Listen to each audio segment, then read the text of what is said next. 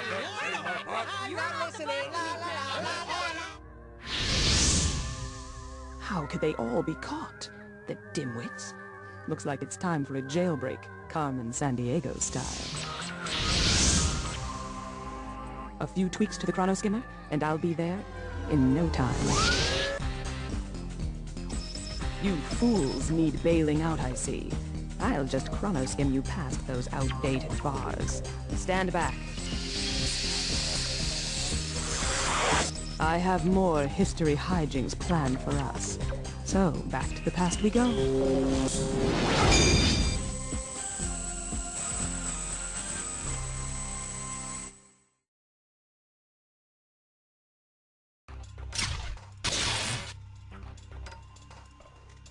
Time, Detective. I've got a major bummer bulletin. Carmen Sandiego has just chrono-skimmed into Acme Jail and then back out again with her heinous horde in tow.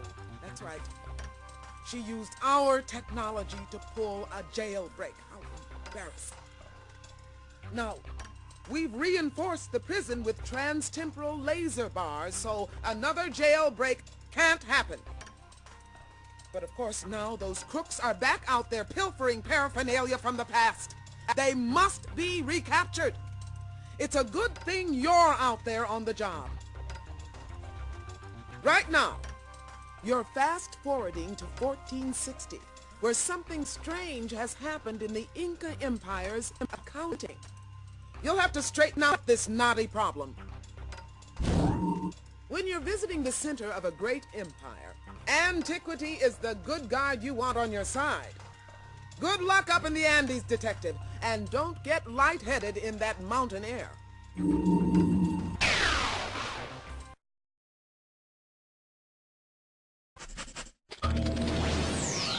You know, you'd think they'd serve more than just a snack on these long time flights. Antiquity here. If you're feeling woozy, it's the altitude. We're way up on top of the Andes, smack dab in the middle of the Inca Empire. The year is 1460, and that's Emperor Pachacuti Yupanqui over there, the head honcho of the Inca Empire. May the mighty sun scorch the demon's eyeballs! Someone has stolen my quipus! All of our records lost. My empire will fall apart at the seams without them. Whoa, he is losing it. We'd better investigate the situation.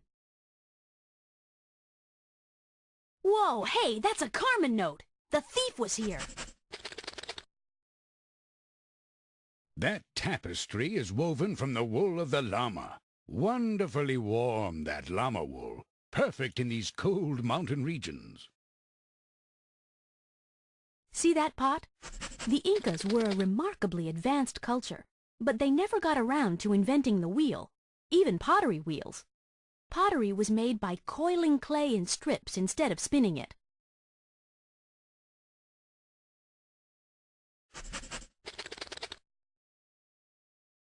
Inca stonework was a marvel to behold.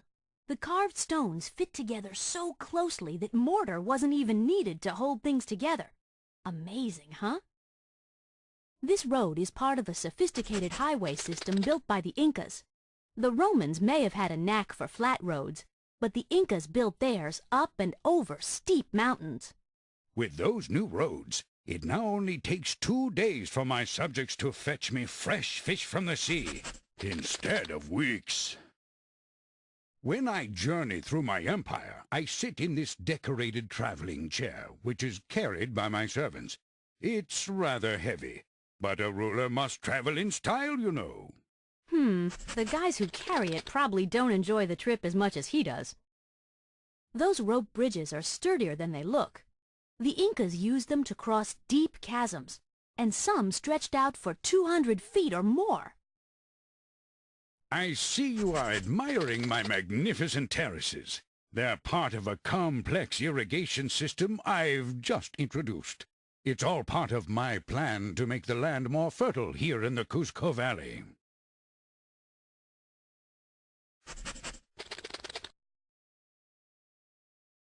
Those llamas are an essential part of the Inca transportation system. Oh, look at the furry guinea pig. Cute little guy. What do you call it? Dinner. That's a cuy, of course.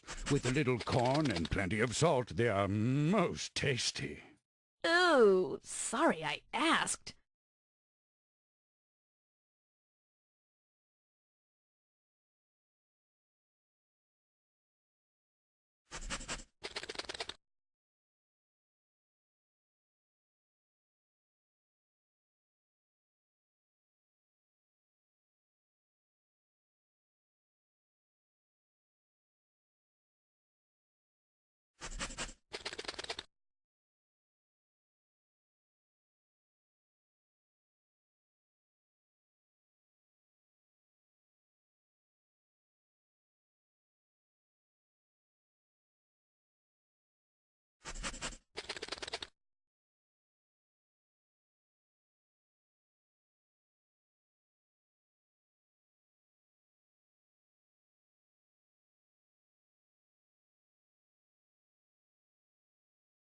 My administration is in a shambles. The outer regions are already grumbling. I am the great Pachacuti, ninth ruler of the Inca Empire and descendant of the gods. Well, we could debate that point all day, but I'll tell you this. I'm the greatest Inca leader ever. My armies have conquered lands to the north and the south. My empire now includes over 12 million people. Well, first I rebuilt Cusco here, the capital of the empire. Then I really got busy, channeling rivers, building agricultural terraces, inventing state religions, those sort of things. I pride myself on an efficient empire. My quipus have been stolen. Without them, I can't keep track of things in my empire. A quipu is a long strand of knotted string used to record numbers. It is very exact. I use quipus to track all important numbers related to my empire, like population counts and inventories of food. You see, all surplus food made by the people is collected here in Cusco. Then, if a particular region is struck by famine, I can send them some food from my royal stockpile. But without the quipus to keep track of the supplies, I can't distribute things. Well, since the theft of the quipus, my quipu Kamayaks have been working overtime to recount everything. These royal accountants could really use some help. Go to the storerooms and speak to my head quipu Kamayak. He will tell you what to do.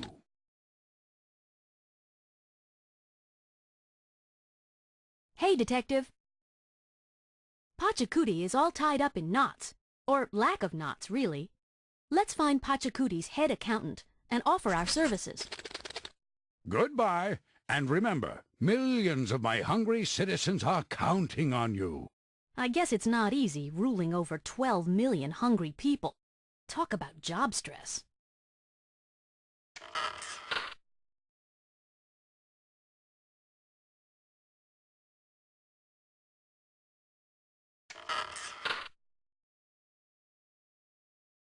These nuts are wearing me out. We'll never recount the supplies in time.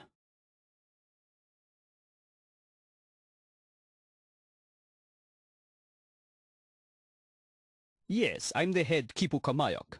I'm in charge of all the quipus and all the counting. I count everything.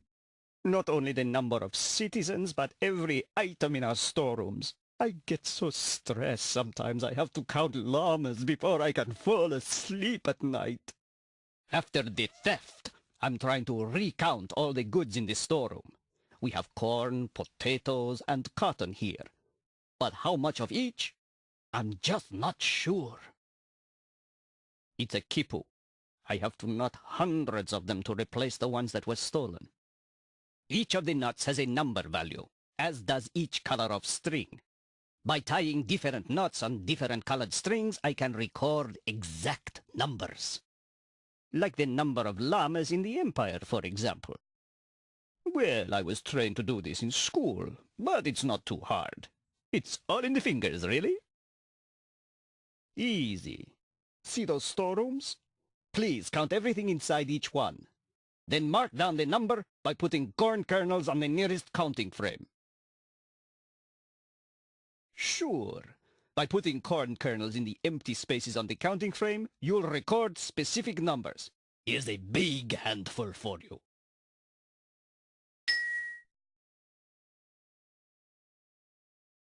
Pachamama, I cannot give you any more of my time. I'm sure you'll figure it out.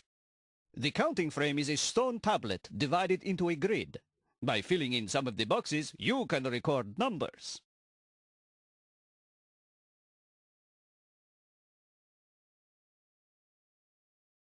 Okay, wait here. I'll run a quick count. I counted 1,574 ears of corn piled in there. I know, I'm a really fast counter. It's a gift. Hang on to your hat. I'll be right back.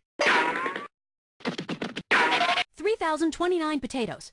The spuds were really flying in there. I'll be back in a flash. There are 628 piles of cotton in there. It's a shame the Incas don't know about t-shirts. Watch your step on the rope bridge. It's a long way down. Hey, those llamas must be good luck. We found a C-note.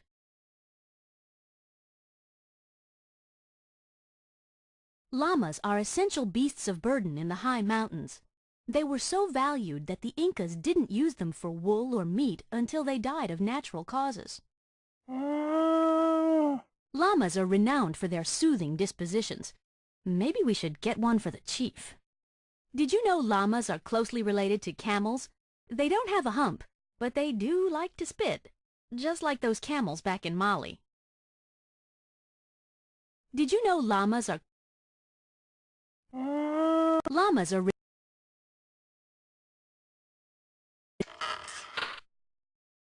Okay, let's use that counting frame.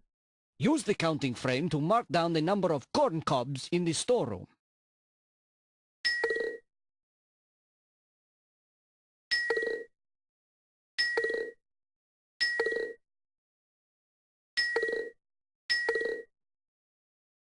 I see. So you say there are 1,574 ears of corn. That's correct. Will you do the same for the other storerooms? I have so much to do. Okay, let's use that counting frame. Please indicate the quantity of potatoes in the storeroom on that counting frame.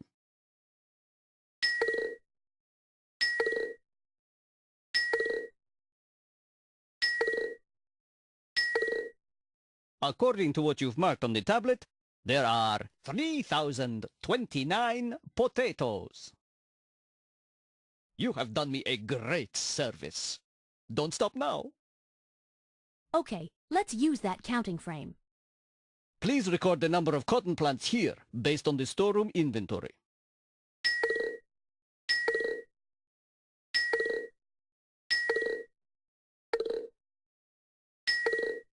According to what you've marked on the tablet, there are 628 piles of cotton.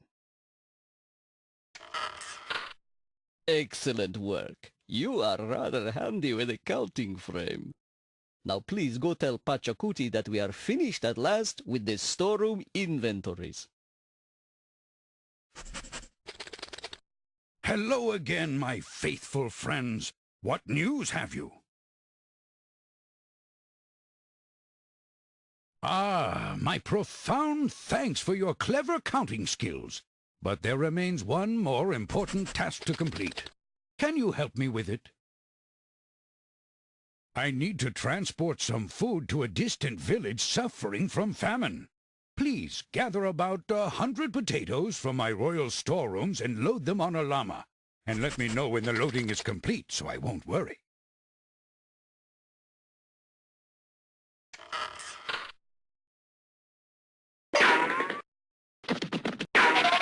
Spud heaven! I grabbed exactly 115 purebred potatoes and stuffed them in this sack. We're good to go. Very good. But before you go, please adjust the counting frame to match the reduced number of potatoes in the royal storeroom.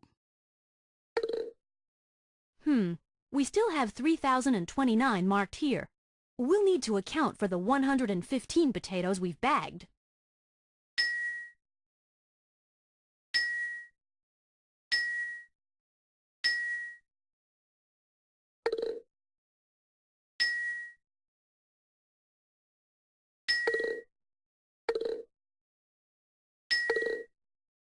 I see.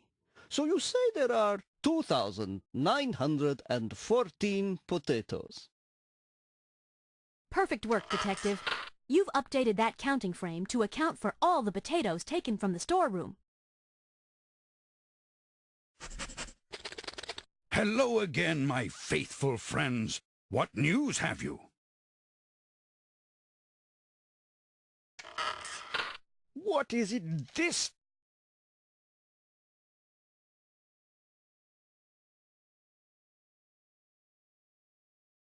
There's silver in that bag. Silver, like gold, was commonly used by the Incas. There's pottery in there. The Incas made pots by coiling strips of clay, since they hadn't invented the pottery wheel. There are cloth blankets and clothing inside those sacks.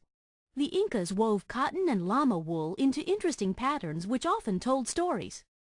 That sack contains gold, which the Incas called sweat of the sun. Gold was bountiful in the Inca Empire, and the great surplus gave the Spaniards an unhealthy interest in paying a visit. Llamas are renowned for their soothing. That sack is full of corn. The Incas and other South American Indians took wild corn and gradually transformed it into a cultivated plant called maize. That's corn to you and me. Perfect fit. Let's head back to Pachacuti and let him know the llamas are loaded and ready.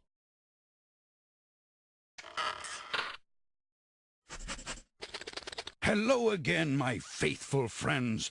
What news have you? No, thanks to you, I now have the Empire running smoothly again. But you might be able to help me interpret the strange symbols I found on this paper. Holy Mama Llama! It's the third Carmen note! I'm activating the cuffs. Watch out, villain! Here we come!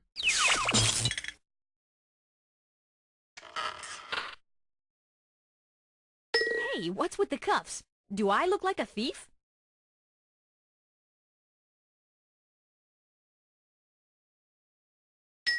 Smart move! Silver was called Tears of the Moon by the Incas, so our thief must be hiding in that sack of silver. Time for a high-energy high five. We've nabbed Chain Reaction.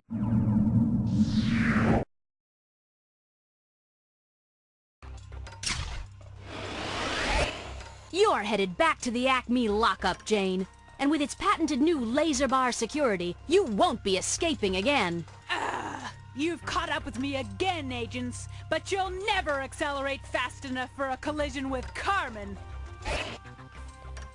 Congratulations! You re-jailed Chain Reaction, recaptured the accounting quipus, and fixed food distribution for the whole Inca Empire.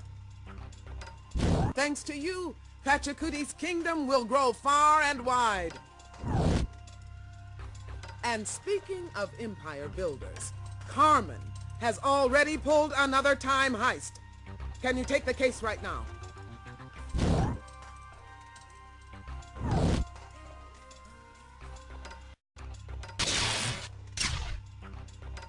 You're speeding toward the coast of Spain in 1493, where an Atlantic Ocean traveler is lost at sea. The folks who financed his trip are mucho worried, so you'd better try to find out what's causing the delay. Charting unknown waters is Rock-Solid's specialty, so he'll come along as your good guide. Good luck, Detective. I sure hope you don't get seasick.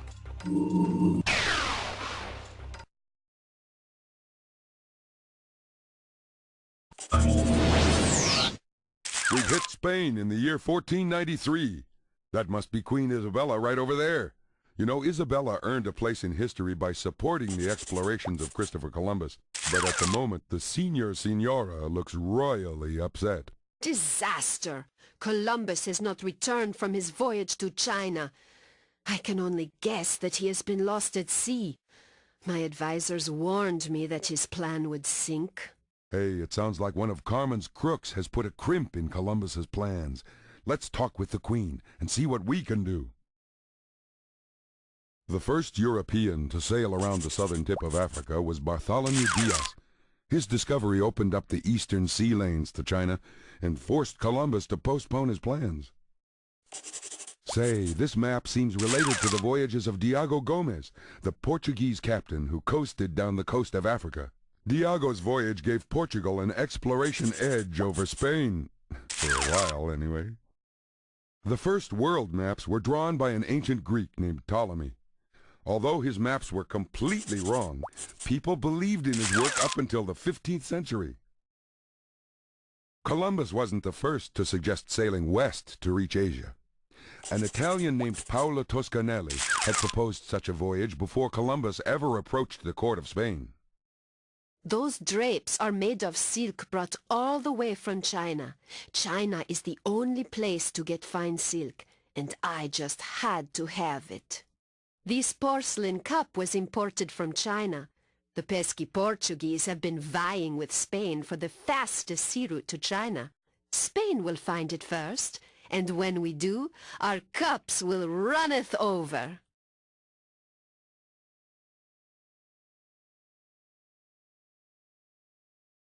I'd say we're in the Spanish town of Santa Fe. This is where Columbus sought money from Isabella to pay for his voyage.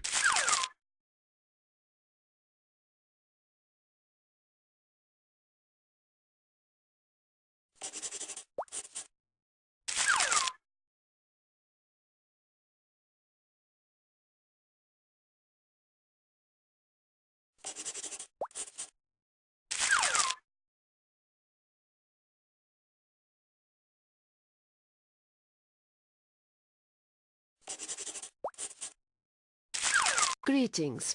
You are welcome in the royal court of Spain, although you've come at an unhappy time. I am Isabella, Queen of Spain and ruler of Castile and Aragon. My husband Ferdinand and I made this a great nation. By uniting many warring groups in the country, we created the powerful United Kingdom of Spain. Christopher Columbus sailed away 8 months ago to find a westward route to China, but he has not returned. I fear his decision to sail west was not the best. If Columbus is safe and sound, he must be found. He sailed west, so you must too, to find him. You may take this ocean map for the westward journey. Most sailors reach China by sailing around Africa and heading east. Columbus insisted that since the world is round, he could reach China faster by sailing west instead. I'm searching for the fastest trade route to China. Marco Polo indeed. His route runs across land and takes far too long. A sea route to China will be faster, and ships can carry more goods than camels. The Portuguese already have an eastward sea route, so I hope to find a faster way to the west. Avoid the winds to the north. We call them the westerlies because they blow from the west and push sailing ships eastward back to Europe. Try heading south, where you may find more favorable winds. Good luck crossing the vast ocean. May the wind and current be always at your back.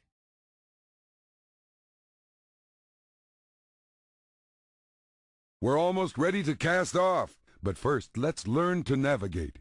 Use the mast to adjust the sail. When the sail is open, we'll blow with the wind, but when the sail is closed, we'll drift with the current instead. When you're ready, ring the ship's bell to start moving. You've found a message in a bottle, and it looks like part of Carmen's note. Keep this up and we'll have Carmen bottled up tight soon enough. These barrels are full of dried meat and peas, the same food Columbus used. The ship's compass always spins to point north. It might help us make good headway.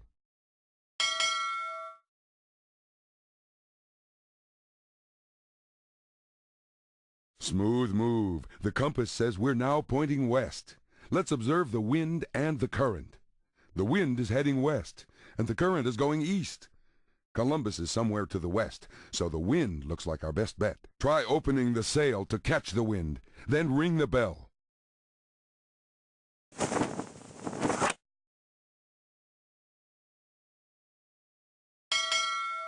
Aye, aye, Captain.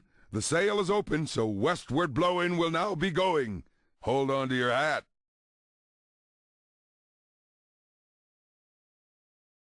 Good sailing, Captain. The helm is at your command. Remember, keep a close eye on the wind and current conditions and adjust the sail to keep us heading towards Columbus. I believe the current is sweeping south. The wind is blowing to the east.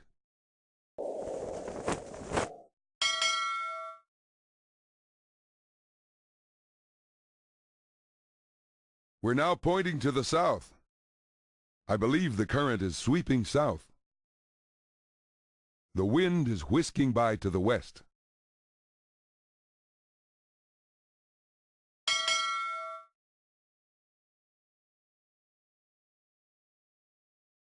Nice exposure. That's a great view to the south. I believe the current is sweeping south. The wind is blowing to the east.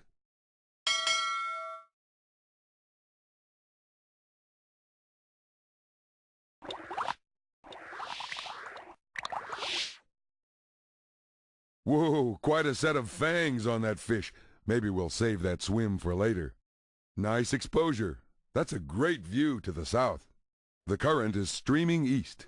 The wind seems southerly.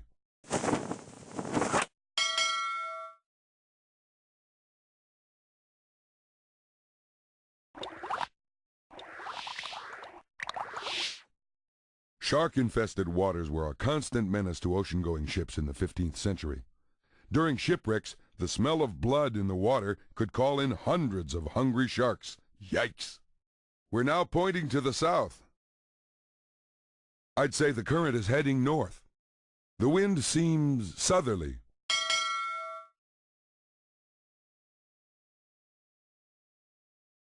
We're now pointing to the south. The wind is blowing to the east. I'd say the current is heading north. The wind is blowing to the east.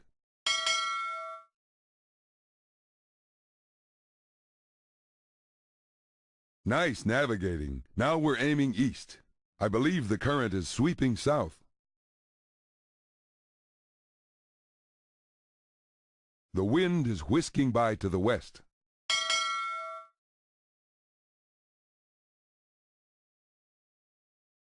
We're now aiming toward the wild, wild west. The wind is blowing to the east. I'd say the current is heading north.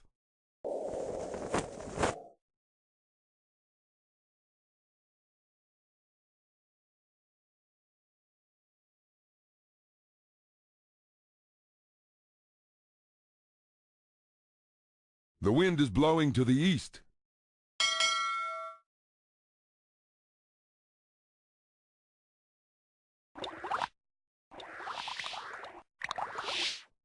Our ship is now nosing due north. I'd say the current is heading north. The wind seems southerly. The wind seems southerly.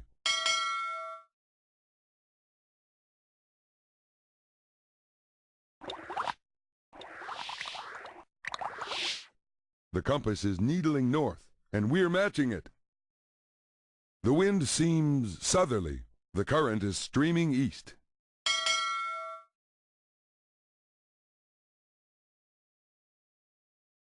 After that move, we're now easing eastward. The wind seems southerly.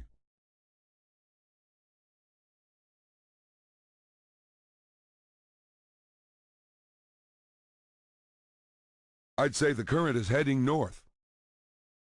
The wind seems southerly. The wind seems southerly.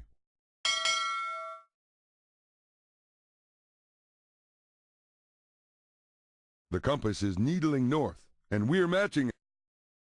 I'd say the current is heading north. The wind seems...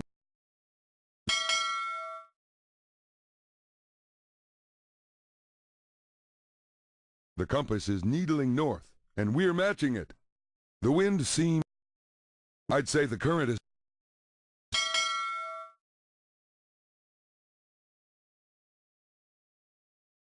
Our ship is now nosing due north. The current is streaming east. The wind is whisking by to the west.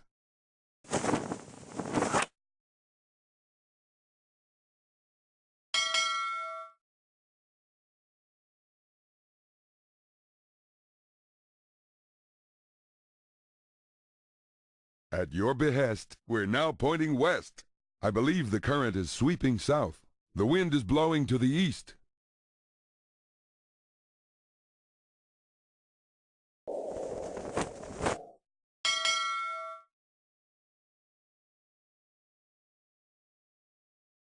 Nice exposure. That's a great view to the south. The wind is whisking by to the west.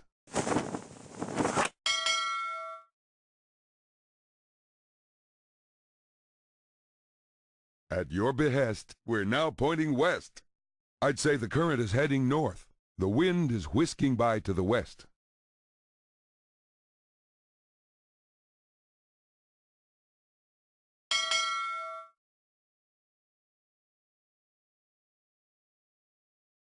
At your behest, we're now pointing west. The current is flowing west. The wind seems southerly.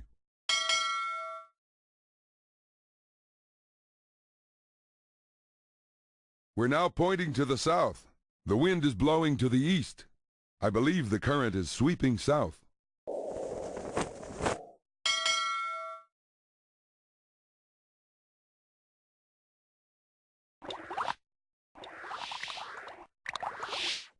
We're now pointing to the south.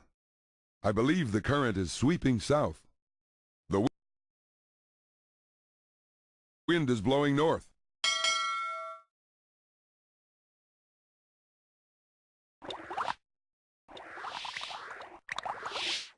We're now pointing to the south. The current is streaming east. The wind seems...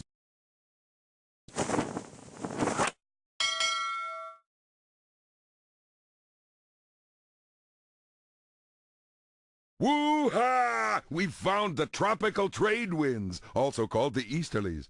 These winds coming from the east will help us sail westward in no time. Nice exposure. That's a great view to the south. The wind is whisking by to the west. I'd say the current...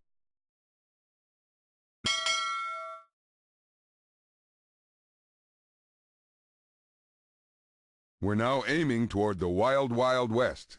The wind seems... I'd say the current is heading north.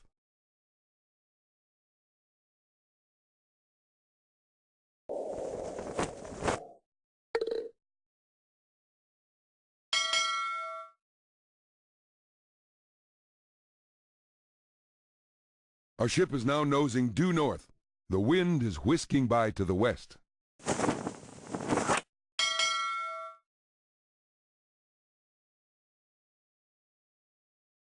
We're now aiming toward the wild, wild west. I believe the current is sweeping south. The wind is blowing north.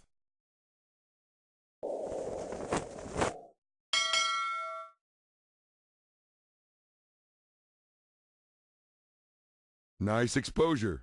That's a great view to the south. The wind is whisking by to the west.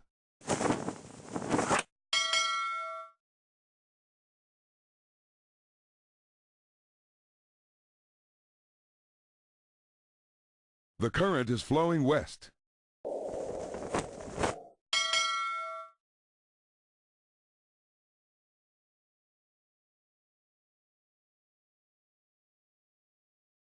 All right, we've reached the West Indies. Let's hit the beach and look for Columbus. Say, I think we've made a discovery of our own. We've found Captain Christopher Columbus. Gentlemen, I assure you I have everything under control. After all, I'm Christopher Columbus. I'll find a way home. This scene feels sort of familiar, fellow Norseman? But a bunch of sailors arguing on a beach doesn't mean a thing. I must be in China. These plants smell like cinnamon and rhubarb, plants that grow near China and Japan. These plants might smell like cinnamon and rhubarb, but they aren't. Misleading evidence like this helps convince Columbus that he'd reached China rather than a whole new continent. What Europeans called the New World was old news to these natives, who had a thriving culture here when Columbus arrived. Looking for coconut palm trees? Don't bother. Coconut palms were actually imported by Europeans. Right now, the only palms around here are the ones on your hands. Please, don't rile up my anxious crew. You'd think they'd love being trapped in a paradise. But instead, they just want to get home to Spain. That sturdy sea chest has a bad case of lockjaw. Too bad we don't have a key. A fine ship, isn't she? That's the Nina, my favorite ship.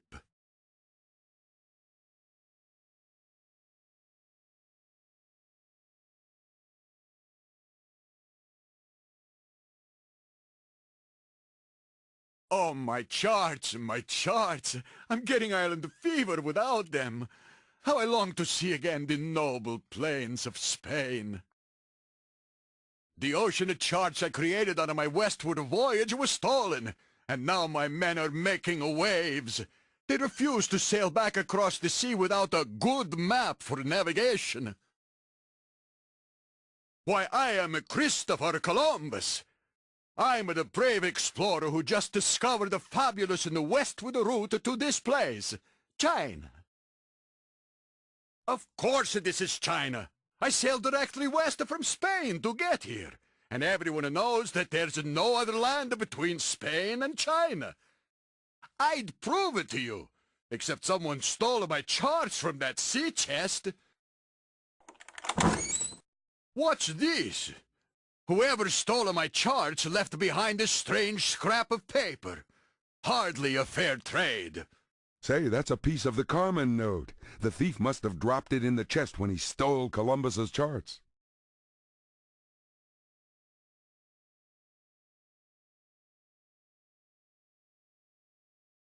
It looks like Columbus left his sea chest open.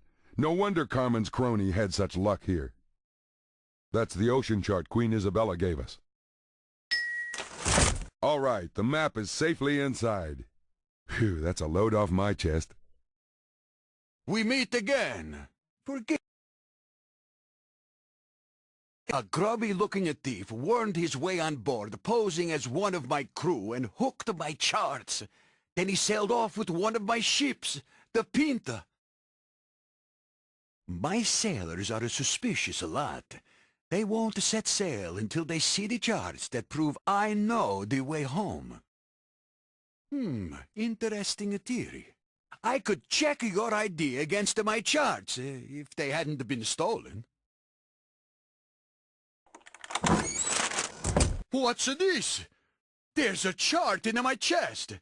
It's not the original, but it has all of the information to make an eastward sea journey. All right, men, I forgot to mention that a great explorer always carries a second map. That was a brilliant way to get Columbus to examine our chart. Now he can head back for Spain, and we can join him. I suspect our thief plans to meet Carmen at a time portal in Europe, and we'll be there.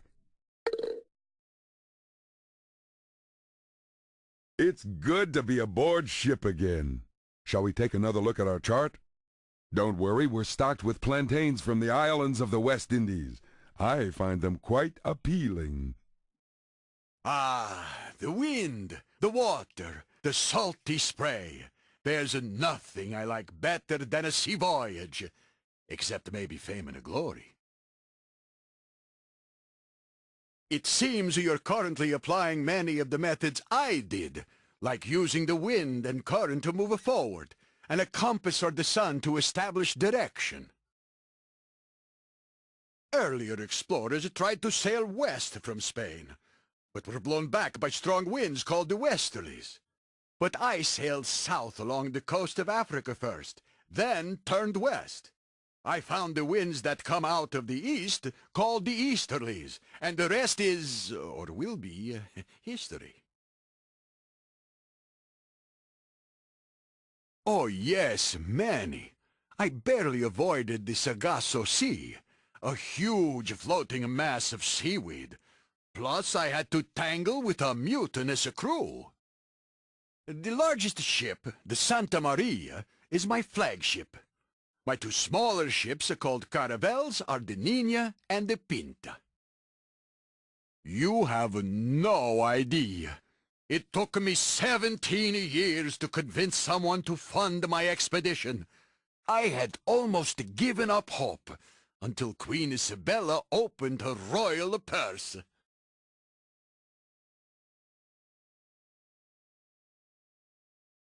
The current is streaming east. The wind is blowing to the east. The wind is blowing to the east. The wind is blowing to the east.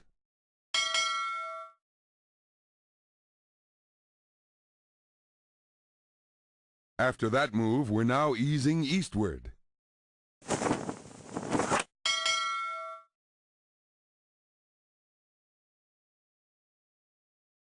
Our ship is now nosing due north. The wind is blowing north.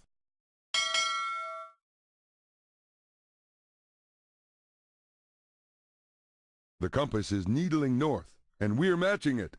The wind seems southerly. I'd say the current is heading north.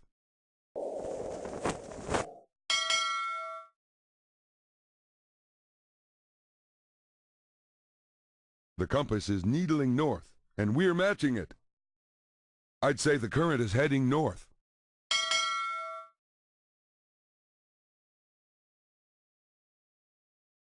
The compass is needling north, and we're matching it. The wind seems... The current is streaming east.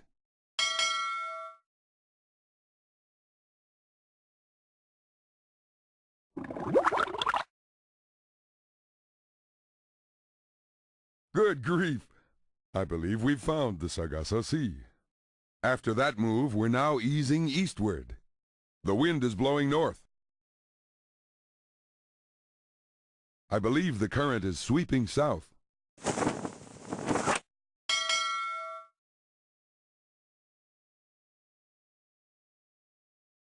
The compass is needling north, and we're matching it. The current is streaming east.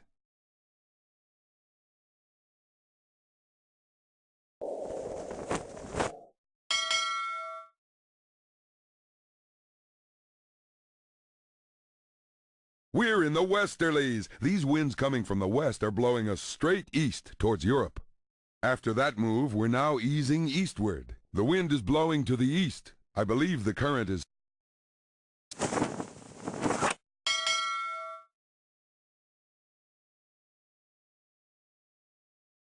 Nice navigating. Now we're aiming east. The wind is blowing to the east.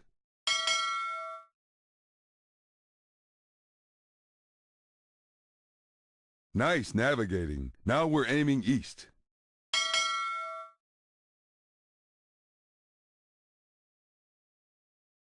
Nice navigating. Now we're aiming east.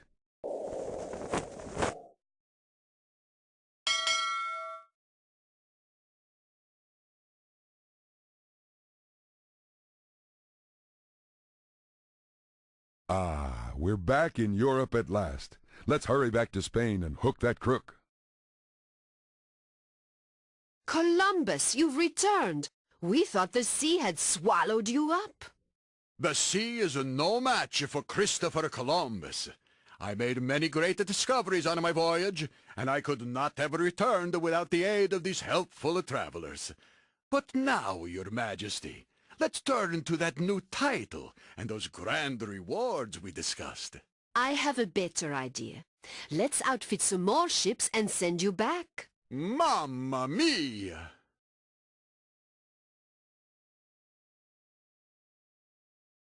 The first world maps were drawn by an ancient Greek named Ptolemy. Although his maps were Say, this map seems related to the voyages of Diego Gomez, the Portuguese captain who Columbus wasn't the first to suggest sailing west to You know, the official name for a map maker is a cartographer.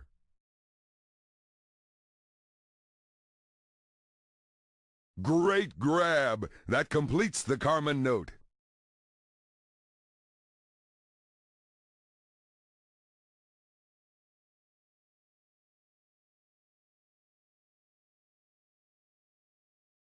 Hang on, I'll fire up the time cuffs for some arresting action.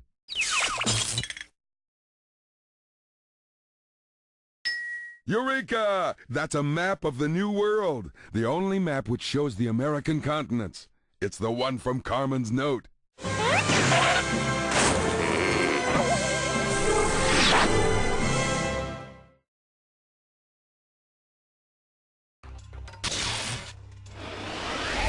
Huh, we've put the lid back on Dr. Belljar. And this time our case is airtight. Well, you've taken the wind out of this doctor's sail. But I doubt if you'll put Carmen in jail. Congratulations! You charted the way across the Atlantic, rescued Christopher Columbus, and put Dr. Belljar back in the can. Now regular travel between Europe and the Americas can start. The biggest population shift in the history of the planet will happen thanks to your sailing skills. You're doing great work, and we need you to keep it up. Another crime has struck another time. Can you take the case?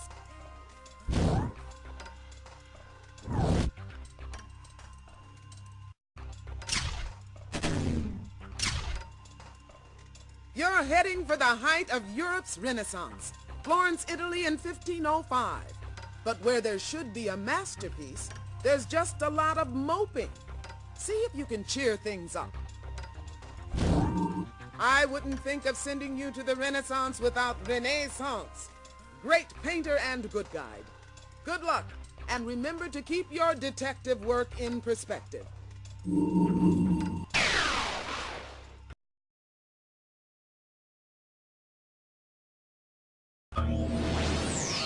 Hey there, hipster. Where are we now, you ask? Let's see. Italy, 1505. Yes, it's a Renaissance, all right. That fellow over there is Leonardo da Vinci, my artistic idol.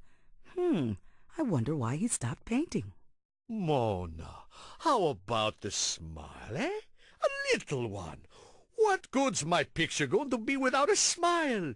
The smile's supposed to be the best part. What is a smiling? What is a laughter? What is a happiness when a thief can march right in here and take advantage of the trust of a genius? I am not amused. Not amused at all.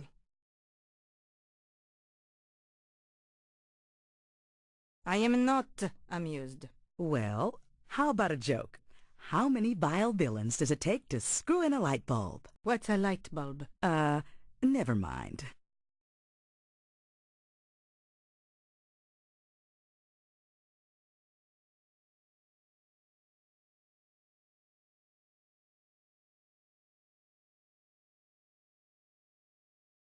That's Da Vinci's handwriting on the tile. Talk about setting your words down in stone.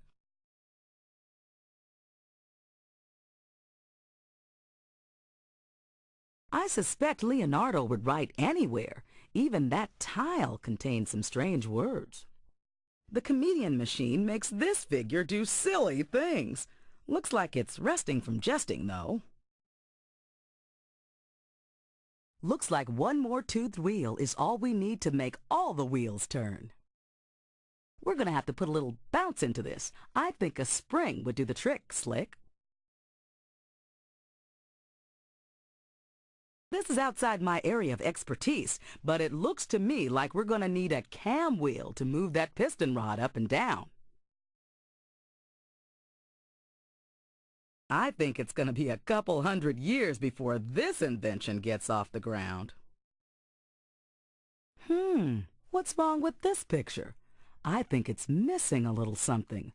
A famous, enigmatic smile, perhaps? Ah, I see you're admiring my hometown of Florence, Italy. Magnificent, no? The wealthiest families in Florence, like the de Medicis, have helped the arts to flourish here.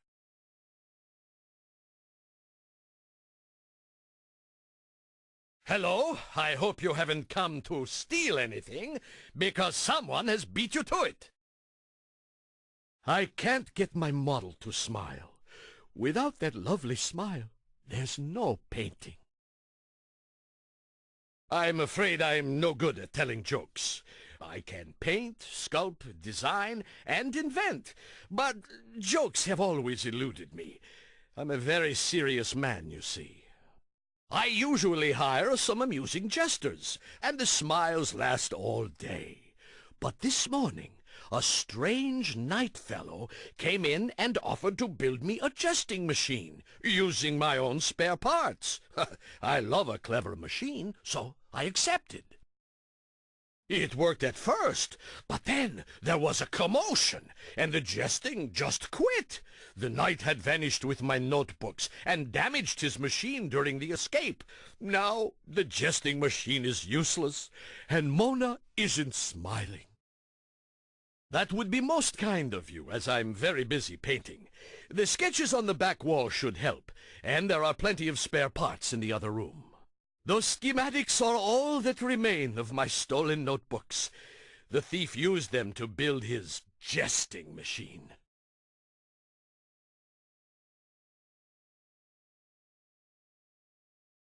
I am a painter and a sculptor, but I'm also an inventor. I have a deep interest in mechanics. I have a theory that mechanical flight is actually possible. Do you think that's strange? Well, I don't like to brag, but a flying machine, an armored vehicle, rapid-fire crossbows, paddle boats, bicycles, and the list goes on. Of course, these were never actually built, but they do look splendid on paper. I believe that painting is actually a science, and I intend to prove it in my upcoming treatise. A scientific use of painting can help describe the complex and wonderful properties by which we see the world. Painters, like scientists, possess a knack for observation and the ability to translate these observations onto canvas. Painters are indeed intelligent people, cranky but intelligent. I generally get commissions. A commission is a project that someone asks for and pays me to do. I've done commissions for the de Medici family and even a few popes.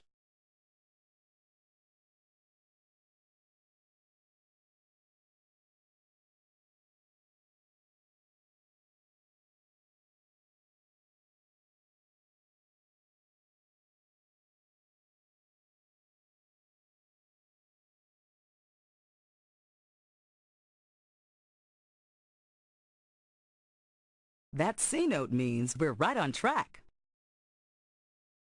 Ciao! Check this room. It's laid out in perspective. Perspective is an art trick, allowing the representation of three-dimensional space on a flat surface. It should help us distinguish between the different sized parts in this room. I suspect Leonardo would write any. That's Da Vinci's handwriting on the tile.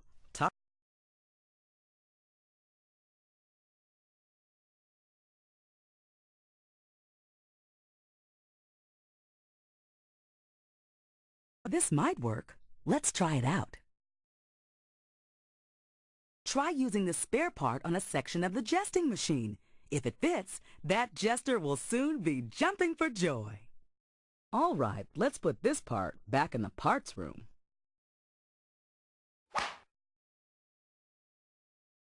This might work. Let's try it out.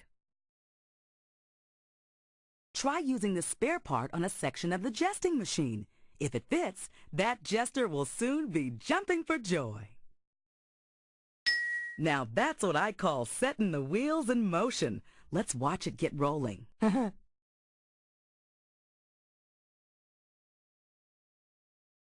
We're jamming now. A Carmen note was gumming up that gear.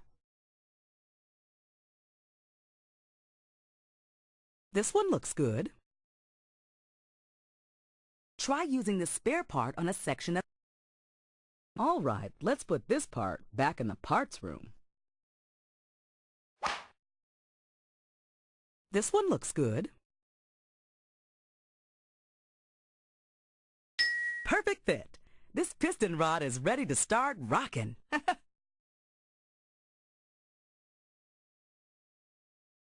How about this one?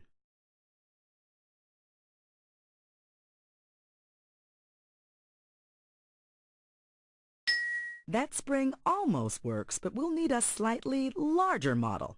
Time for a trade-in. All right, let's put this part back in the parts room.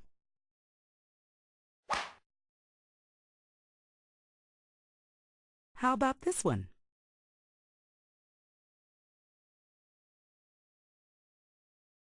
Ciao! This one looks good.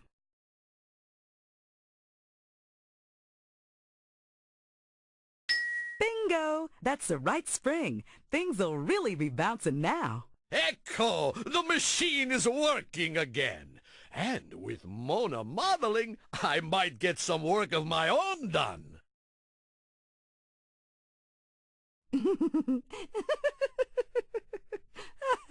Perfecto! That's just the smile I want to see. Mysterious, enigmatic, marvelous. My painting is finally finished, and it's a masterpiece, if I do say so myself. Mona, come with me. We're going to paint the town red.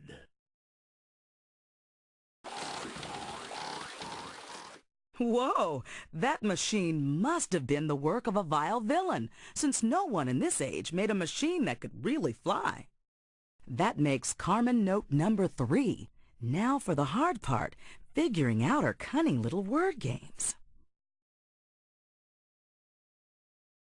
Now that the C note's complete, we can activate the time cups.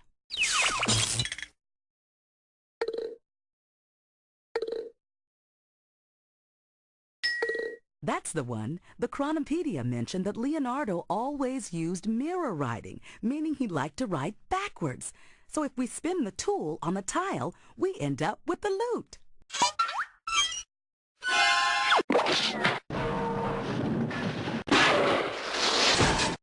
Right on! This is one knight whose quest is over. We nabbed old Servile for the second time.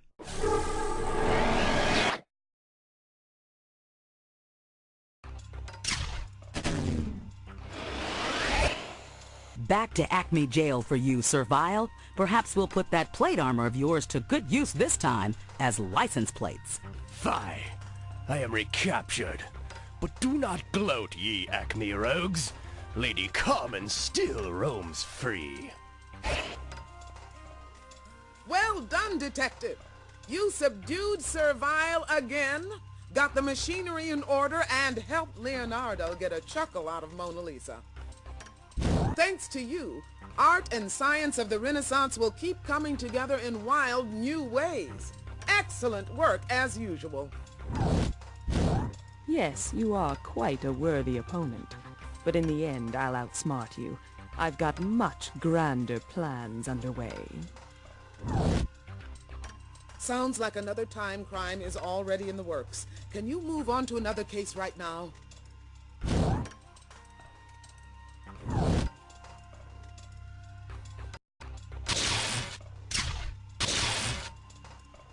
Your next stop in time is the 16th century, in the heart of Central America. The century's most important Aztec ceremony should be starting right about now. But instead of worshiping, there's just a lot of worrying. Better see what's shaking. Here comes your good guide for this trip. Antiquity. No one knows ancient empires like Anne, so you're in good hands. Good luck and good searching.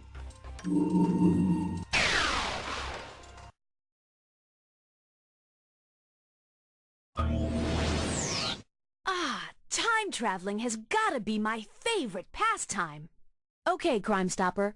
The year is 1519, and we're in Tenochtitlan, the capital of the Aztec Empire in Central America. Looks like Montezuma, ruler of the empire, is right over there.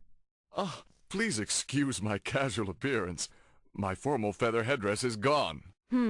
Looks like Carmen's time crook has been at work. Let's find out more. That book is called a codex. It's a collection of symbols written on deerskin or tree bark. The Aztecs borrowed this writing style from a neighboring culture, as they had no writing system of their own. That big stone is covered in symbols representing myths and rituals of Aztec life. It's called the calendar stone. Imagine hanging that on the refrigerator.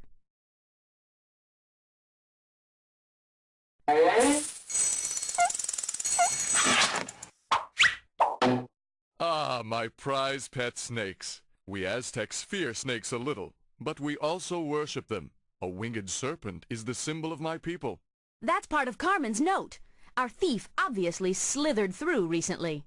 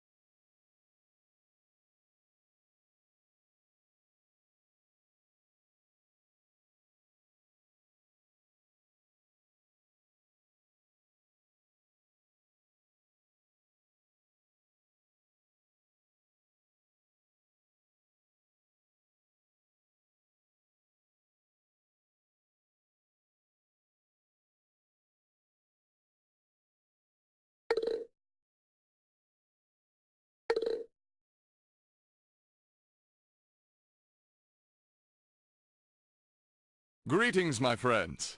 If that headdress doesn't turn up soon, heads are going to roll. I am Montezuma, ruler of the mighty Aztecs. All the land around bows under my dominion. I'm preparing for an important event, the Aztec fire ceremony. Once every 52 years, our solar calendar and our ceremonial calendar line up. Tonight is that night. If I don't perform the proper rituals while wearing my special headdress, the sun will burn out. You are in the island city of Tenochtitlan. From here, I rule the Aztec Empire and all its riches. You should visit our great outdoor market. There you'll find whatever your heart desires. We Aztecs make no sacrifices, at least, not in the marketplace. You can buy cocoa beans, fur, feathers, gold. It's one-stop shopping. A thief heisted my royal headdress and headed out of here. If I don't get it back, I can't perform the rituals tonight properly, and the world will come to an end. I could make another headdress, but the feather worker who makes my feather clothes has flown the coop. It's always hard to find good help. Yes, go to the feather worker's place, see what materials are there, then find whatever else you need to make some headway on my headwear. Farewell. What a mess! Some scatterbrain left things scattered all over the place.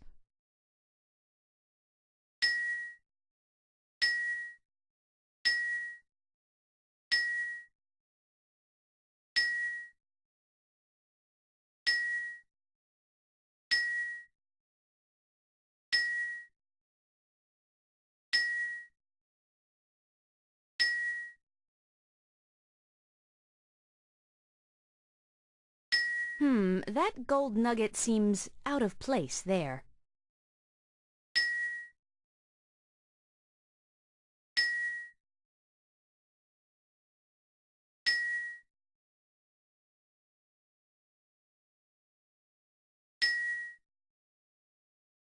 We're off to the marketplace.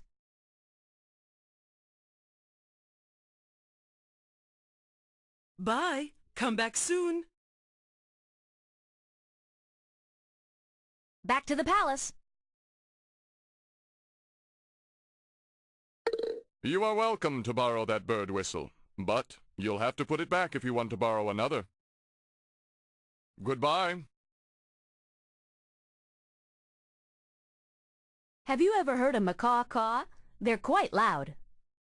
The eagle became one of the central symbols of Aztec culture. Legend has it the sight of an eagle carrying a snake inspired the founding of Tenochtitlan. That quetzal bird sports shining feathers, which the Aztecs adored and collected. Parrots live in the jungles and forests of Central America. The wing feathers of an owl are so soft that the bird makes no noise while flying. Eerie. What beautiful feathers! That bird certainly grooms its plumes. All right, back to the palace. Farewell. We're off to the marketplace. Good afternoon. Perhaps a trade for you today? I am Ictomatl, the best trader in this great marketplace of Tenochtitlan. Why, everyone comes to the Tenochtitlan market. It's the place to be. Traders arrive daily from the farthest corners of the Aztec Empire. Ah, you obviously have good taste if you're admiring my goods. I'm always looking for a sweet trade. I have delicious maize grown right here in Tenochtitlan and gorgeous green quetzal feathers. Anything tickle your fancy? Cocoa beans are the magic item around here. I'll trade for them anytime. They're quite valuable and delicious too. Corn? Oh, you mean my maize. Maize is our most important food. It is grown on Chinampas. Chinampas are man-made islands. We Aztecs use them because the moist soil is good for growing maize. I need to keep a close eye on that maize, or hungry birds will eat it right up.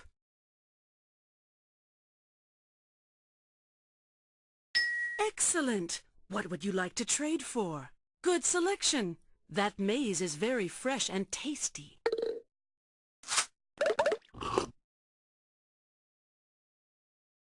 Bye. Come back soon. Back to the palace. Goodbye.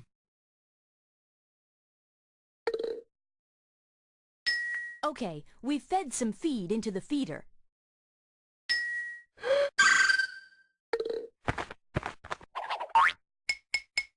Good thinking.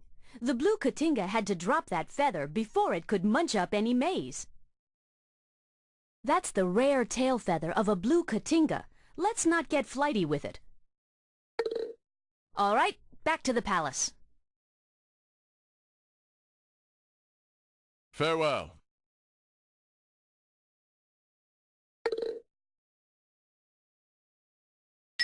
That doesn't look right. The blue Cotinga plume is out of place. We're off to the marketplace. Excellent! What would you like to trade for? Those feathers make a fine choice. Bye. Come back soon. Well placed, Detective. That feather headdress looks perfect. It's just what Montezuma needs to start the Aztec fire ceremony. A Carmen note. That's using your headdress. Your head. Back to the palace. You have my eternal thanks. With this royal headdress waving on my head, I'll have the world fluttering at my feet. Time to start the ceremony.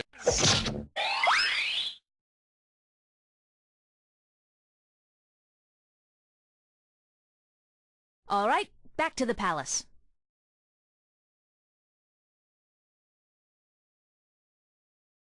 We're off to the marketplace. Good work! You've got the final piece of the Carmen note. I'll activate the time cuffs so we can put that pickpocket in the pen. Bye. Come back soon. Back to the palace.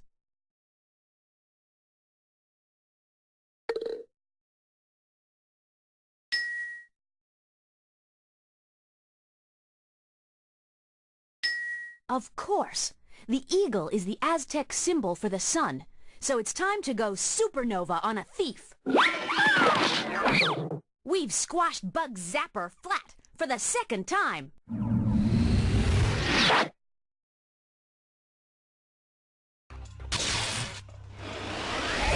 All right, Bugs, it's back to Acme headquarters for you. They'll need to break out the bug repellent. All right, you's got the zap on me, but you'll never catch the buzz about Carmen's real plan. Yes! Bugs Zapper is behind bars again. Montezuma is under a new headdress, and the Aztecs have another day in the sun, all because of you, Detective. Congratulations! You've enabled the Aztec culture to fully spread its wings and have a permanent influence on Mexican history and culture. Good going! But it looks like there's fresh villainy ahead. Can you take another case right now?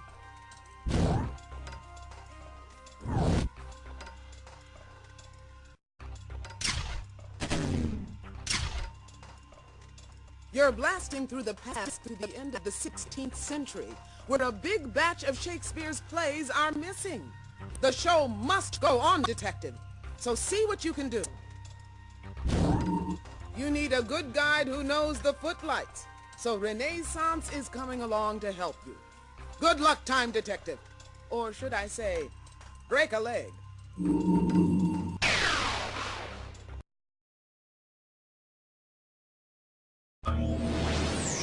There's one good thing about traveling with the Chronoskimmer.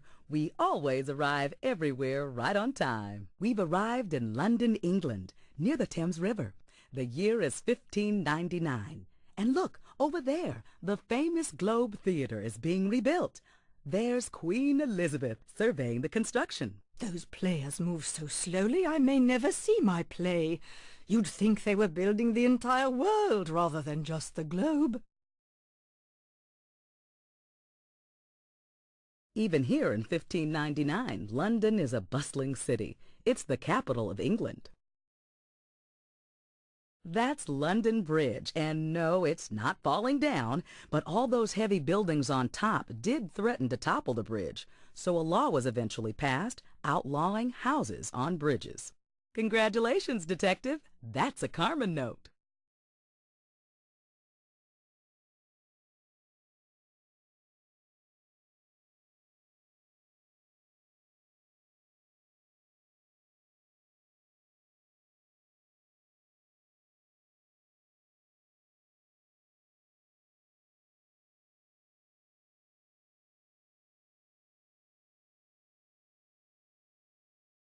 The Thames is often chock full of vessels. This era was a real golden age of ships in England. Indeed, England's new naval power has made us a great nation. More ships mean more commerce, more wealth, and more power. I do love being queen.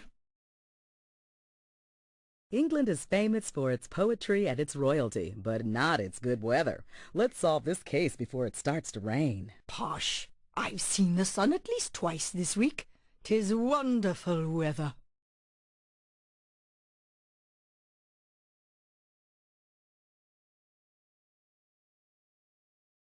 Good day, gentlefolk. Just look at that building. By my crown, it has more holes in it than my father, King Henry VIII, had wives. You may indeed, and I shall reply that I am none other than Queen Elizabeth of England, ruler of all Britain. England is an island fit for a queen. Our crowning achievement is the theatre. The world's best playwrights and plays are blooming right here in London.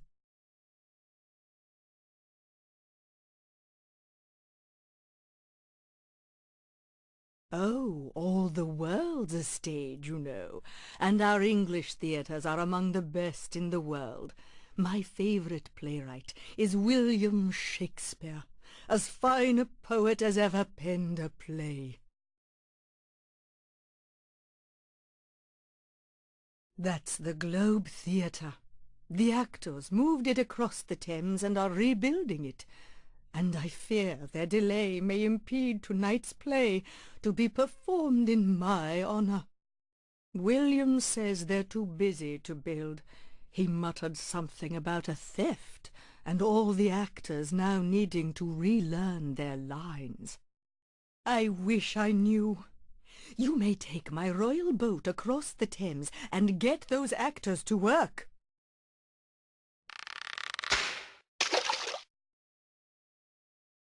Oh, I do indeed. But I have never found a husband worthy to share my throne, so I have never married. It's lonely at the top. I've encouraged exploration of the New World and defeated the Spanish Armada. This is truly a golden age for England. The Thames is often chock full of vessels. Indeed. Time for some globe-trotting at the Globe. Just look at this Globe Theater. Swiss cheese doesn't have as many holes. We can see William Shakespeare right through this wall. Oh, how much longer shall I endure the slings and arrows of this outrageous fortune? The Globe is still not done, and you, Burbage, you must learn your lines. Let's rehearse again. Ahem. 2 beans or not 2 beans? That is indigestion. You're killing me, Burbage. It's to be or not to be. Try again. It looks like Shakespeare and his players are still rehearsing. Let's head inside. At last, we have an audience. Hey, you, grab a poster and let us know what rehearsal you want to hear next. Shakespeare wasn't exactly a starving artist. Crowds paid to enter the Globe and see his popular plays. Imagine how much he would have earned in Hollywood. Our theater is unusual, for we actors own the Globe, rather than some landlord. We are a collective, and we collect quite a profit.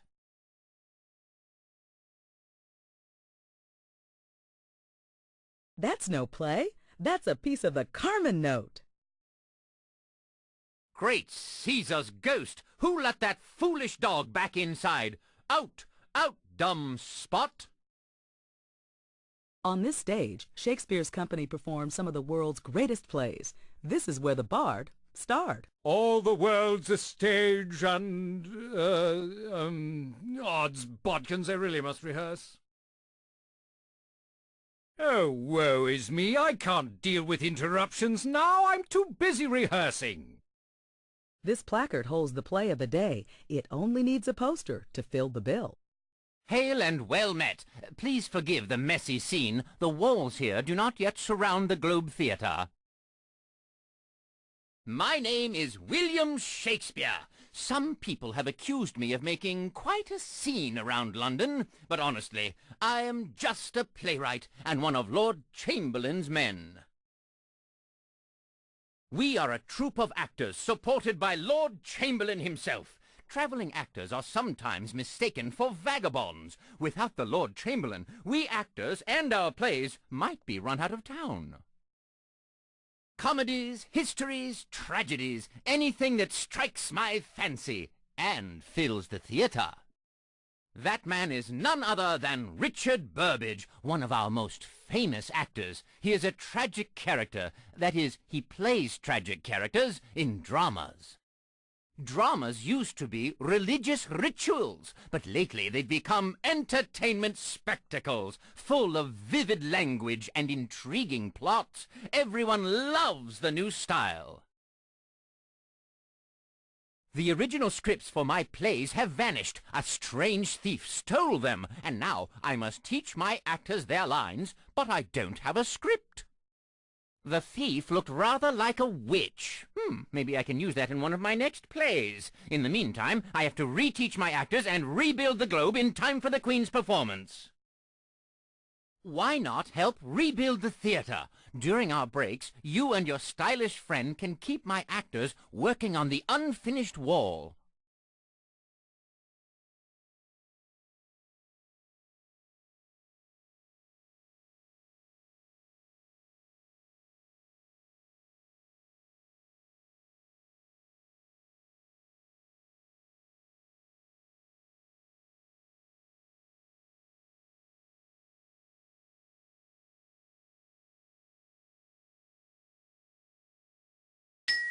Ah, Romeo and Juliet. A boy and a girl from rival families fall in love, making their parents furious.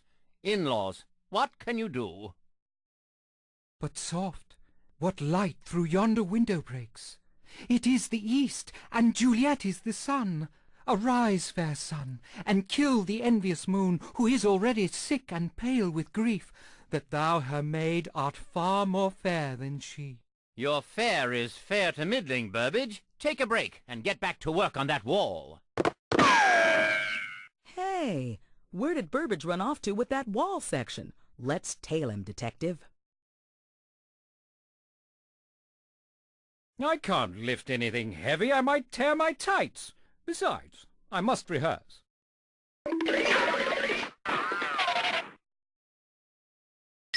Excellent. We've filled the breach. A finished wall is coming into reach.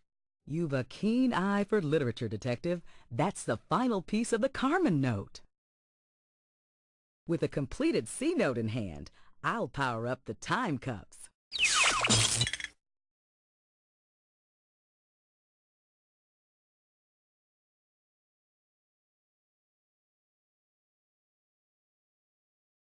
You have my thanks for helping with the wall. A void in my life has been filled. Macbeth, who killed his Scottish king, but could not see trouble brewing. Double, double, toil and trouble, fire burn and cauldron bubble. Fillet of a fenny snake, in the cauldron boil and bake, eye of newt and toe of frog, wool of bat and tongue of dog. Burbage, perhaps you should stew over your lines while you work on that wall.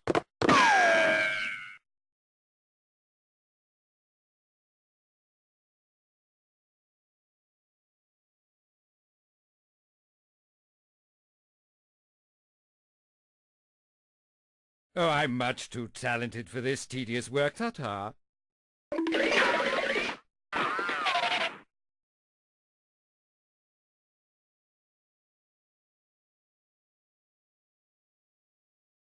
Well done. By my troth, they're putting quite a spin on the globe. Our play might even start on time. Henry V, a kingly choice. Young King Henry outgrows his rowdy youth and causes a riot in France.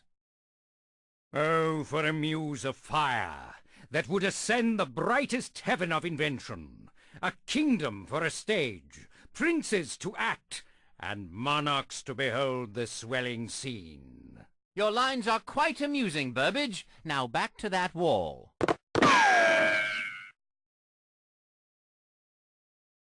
I can't carry this load another step. My bad back is acting up.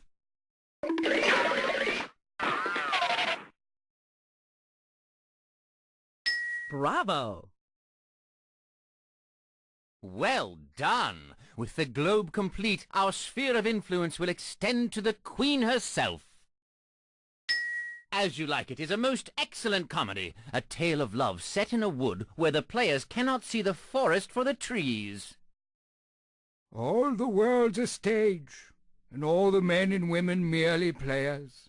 They have their exits and their entrances, and one man in his time plays many parts. And the more parts the better, so now act like a builder and get back to that wall.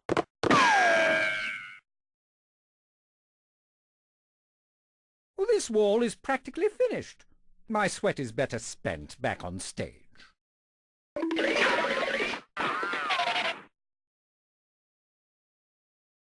Nicely done. Once more into the breach. Our wall is nearly complete.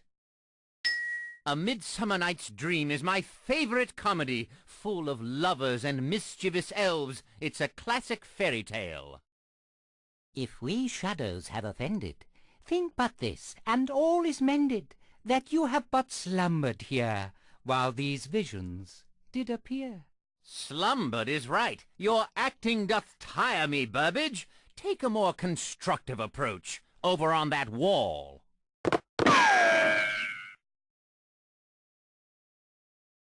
I'm an actor, not a weightlifter. I must protect my delicate hands.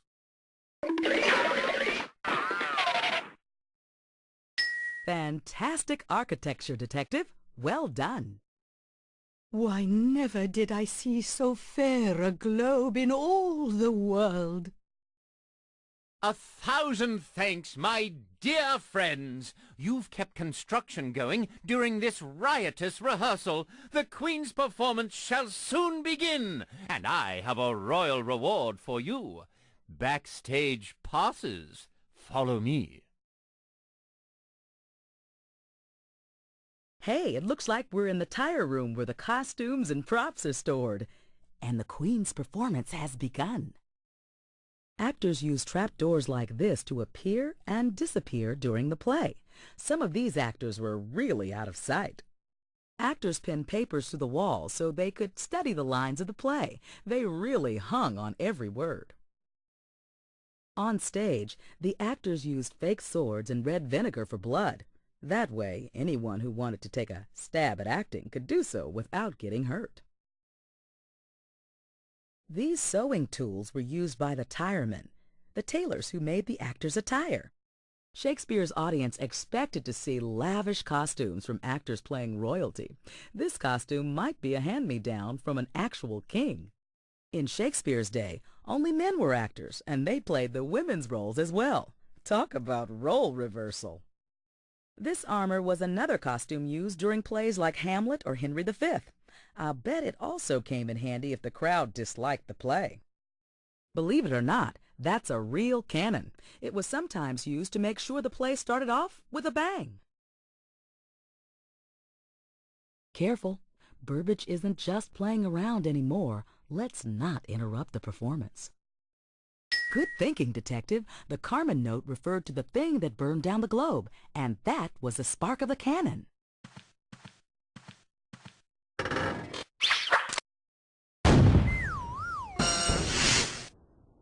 Ha-ha! We've caught Medivh again. I'd say there's trouble brewing for this witch.